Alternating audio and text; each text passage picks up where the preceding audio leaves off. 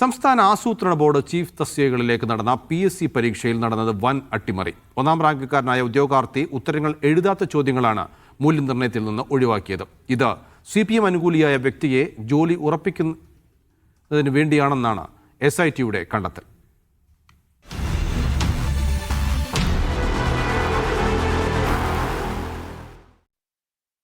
PSCയിലെ ഉന്നത ഉദ്യോഗസ്ഥരുടെ നേതൃത്വത്തിലാണ് ആസൂത്രണ ബോർഡ് ചീഫ് തസ്തികകളിലേക്ക് നടത്തിയ പരീക്ഷയിൽ അട്ടിമറി നടന്നത്.